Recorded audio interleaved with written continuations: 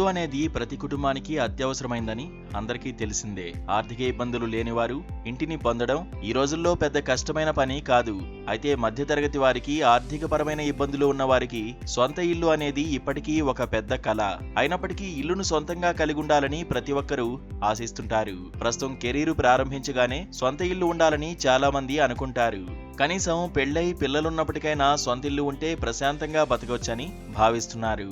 అయితే ఇప్పుడు life style మారిపోతోంది. ఎవరికి వారు వ్యక్తిగత స్వేచ్ఛను కోరుకుంటున్నారు. పర్సనల్ స్పేస్ ఉండాలని అనుకుంటున్నారు. పిల్లలకు కూడా ఇప్పుడు ప్రత్యేకంగా రూమ్స్ అడ్జస్ట్ చేయాల్సి వస్తోంది.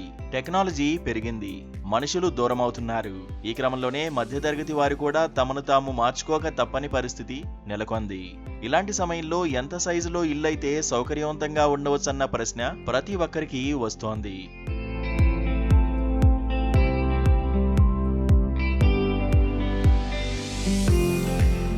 అయితే ఇద్దరు పిల్లలు ఉంటే ఖచ్చితంగా ట్రిపుల్ బెడ్రూమ్ ప్లాన్ చేసుకోవడం చాలా ఉత్తమమని నిపుణులు సూచిస్తున్నారు.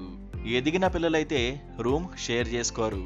ఎదుగుతున్న పిల్లలైతే సర్దుకుంటారు. కానీ తర్వాతైనా తమ రూమ్ తమకు కావాలని వారు కోరుకుంటారు. అందుకే ట్రిపుల్ బెడ్రూమ్ బెటర్ అని అంటున్నారు. ఇప్పుడు 1200 చదరపు అడుగుల్లో ట్రిపుల్ బెడ్రూమ్ ను బిల్డర్లు ప్లాన్ చేస్తున్నారు. ఒక్క బిడ్డ ఉంటే డబుల్ బెడ్రూమ్ బెటర్. 1000 SFTలో ఇప్పుడు మంచి డబుల్ బెడ్రూమ్ ఇళ్లు లభిస్తున్నాయి. తల్లిదండ్రులను చూసుకోవాలంటే వారి కోసం ప్రత్యేకంగా అన్ని సౌకర్యాలతో రూమ్ ను డిజైన్ చేయించుకోవడం ఉత్తమమని చెబుతున్నారు. ఒకప్పుడు ఒక సింగిల్ బెడ్రూమ్ ఉంటే చాలని మధ్యతరగతి ప్రజలు అనుకునేవారు.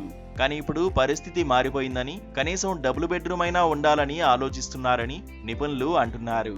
అభిరుచులు మారుతున్న కొద్దీ ఆదాయం మారుతున్న దాన్ని బట్టి ఇళ్ల నిర్మాణం, అమ్మకాల్లో మార్పులు కూడా వస్తున్నాయని చెబుతున్నారు.